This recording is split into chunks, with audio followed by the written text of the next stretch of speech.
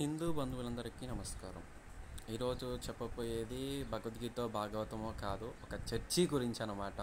దీని గురించి ఎందుకని ప్రస్తావించాల్సి వస్తుందంటే, ఇది చాలా అంటే చాలా దిగజారిపోయి చాలా చేస్తుంది. ఏంటంటే ఒక టెంపుల్ దగ్గరే ఒక చర్చి అనేది పెట్టి ప్రతి ఆదివారం పెట్టుకుంటామని చెప్పని పర్మిషన్ తీసుకుని ఒక మండపంలో పెట్టుకుంటూ ఇంకెక్కడా స్థానం లేనట్టుగా ఒక పక్కనే గుడి ఉంది, సాయిబాబా వారి గుడి పక్కనే ఈ చర్చి అనేది పెడుతున్నాడు ప్రతి సండే.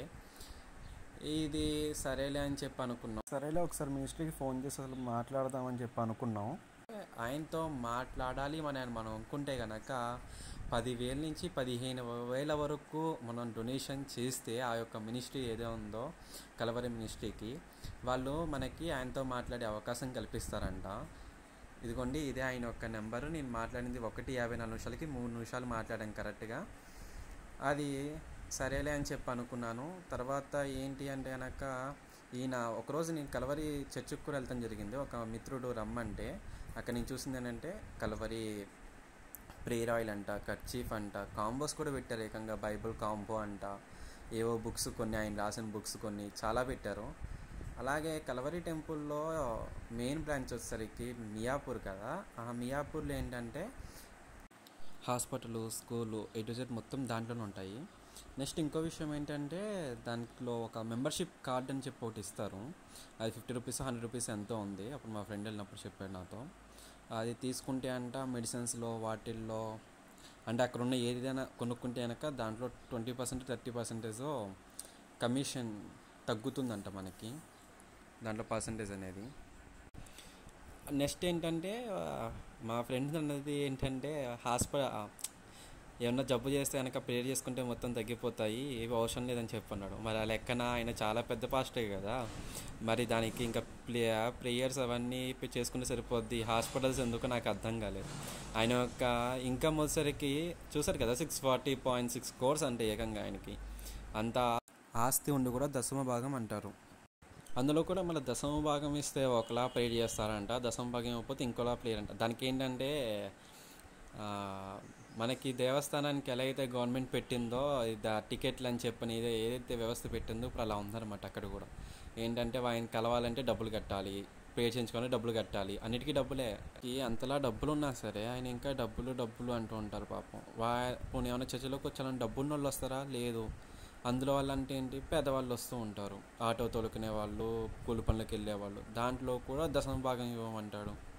ఇవ్వకపోతే మీకు అది జరుగుతుంది, ఇది జరుగుతుంది. ఒక షార్ట్ ఫిల్మ్ కూడా వేశారు. ఏంటంటే ఎంతో కొంచెం డొనేట్ చేశారంట, వాళ్ళకి నెక్స్ట్ 1 yearలో కోటీశ్వర్లు అయిపోయారంట. నేను వెళ్ళినప్పుడు అదే అడ్వర్టైజ్మెంట్ వాళ్ళకి. కానీ ఆ అడ్వర్టైజ్మెంట్ మాత్రం చాలా అంటే చాలా బాగా తీశారనమాట.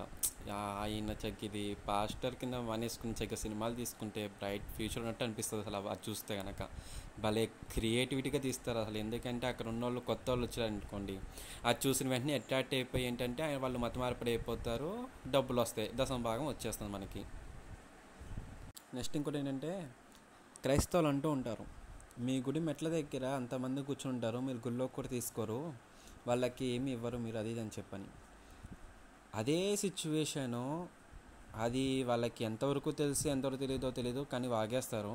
నేను కళ్ళారా చూశాను. ఏంటంటే కనుక కరెక్ట్గా మెట్రో స్టేషన్ నుంచి, మియాపూర్ మెట్రో స్టేషన్ దగ్గర నుంచి కల్వరి చర్చ్ వెళ్ళేంత వరకు కూడా వరుస కూర్చున్నారు పాపం. పెద్ద పెద్ద వాళ్ళు, కాళ్ళు లేని వాళ్ళు అంతమంది ఉన్నారు. మరి వాళ్ళు ఒకరు నా దగ్గర ఇంకొక విషయం కూడా చెప్పారనమాట. ఏంటంటే మీరు హిందువులు అంతమంది ఉన్నారు కదా, మీరు ఎవరికైనా సాయం చేశారా? కరోనా టైం అంత టైం వచ్చింది కదా, అన్ని రోజులు మీరు ఎవరికి సాయం చేయలేదు, కానీ ఈ పాస్టర్ గారు మాత్రం చాలా సాయం చేశారు, ఆయనకున్నదంతా చాలా వరకు ఆయన పంచిపెట్టేశారు, అది ఇది అని చెప్పన్నారు. అలా పంచిపెట్టేస్తే ఇంతలాగా వాళ్ళకి 640.6 కోట్లు ఎక్కడి నుంచి వస్తుందో నాకైతే ఏం అర్థం కావట్లేదు. మరి ఇంకొకటి కూడా అన్నారు, ఈయనకి ఫారెన్ నుంచి ఫండ్స్ రావు అని చెప్పని. ఒకవేళ ఫారెన్ నుంచి ఫండ్స్ రావట్లేదు అని అనుకుంటే కనుక నేనున్నప్పుడే 3-4 వచ్చారు. ఒకళ్ళేమో అమెరికా అంట, బ్రెజిల్ నుంచి అంట, UK నుంచి అంట, ఎక్కడెక్కడి నుంచో వచ్చారు. మరి వాళ్ళంతా మరి దేనికి వచ్చినట్టు? ఓన్లీ ఎలా ఉందో చూసి వెళ్ళిపోవడానికి కాదు కదండి. వాళ్ళు కూడా వచ్చి ఫండ్స్ ఇస్తారు, లేదంటే అక్కడికి వెళ్ళాక ఫండ్స్ రైజ్ చేస్తారు. అంతలా జరుగుతూ లేదు. ఆయన చాలా మంచోడు అదేది అనుకుంటే కనుక ఆయనకున్న 640.6 కోట్లు ఎక్కడి నుంచి వచ్చాయి, ఆయన అన్ని స్థలాలు ఎలా కొనగలుగుతున్నాడు, అదంతా దేవుడిచ్చాడు మాత్రం చెప్పొద్దే. ఎందుకని చెప్పొద్దు అంటున్నానంటే, ఆయన డబ్బున్న వాళ్ళకి డబ్బు ఎప్పుడు ఇవ్వడమ్మా. ఆయన ఒకవేళ ఇవ్వాలి అనుకుంటే పేదవాళ్ళని చూసి పేదవాళ్ళకి ఏదో రకంగా సాయం చేయాలనుకుంటాడే కానీ డబ్బున్న వాళ్ళని ఇంకా పెంచాలని చెప్పి ఇప్పుడున్న రాజకీయవేత్తల్లాగా మాత్రం ఆయన చూసుకోడు. ఇక్కడితో ముగిస్తున్నాము. ధన్యవాదాలు. నెక్స్ట్ వీడియోలో ఒక హిందువుగా పుట్టినందుకు మనం ఎలా ఉండాలి, ఏం చెయ్యాలి అనే దానికి ప్రస్తావించడం జరుగుతుంది. ధన్యవాదాలు. మీ నుంచి నేను కోరుకునేది ఒకటే, ఒక సబ్స్క్రైబ్ అండ్ ఒక లైక్ కొట్టండి. ధన్యవాదాలు.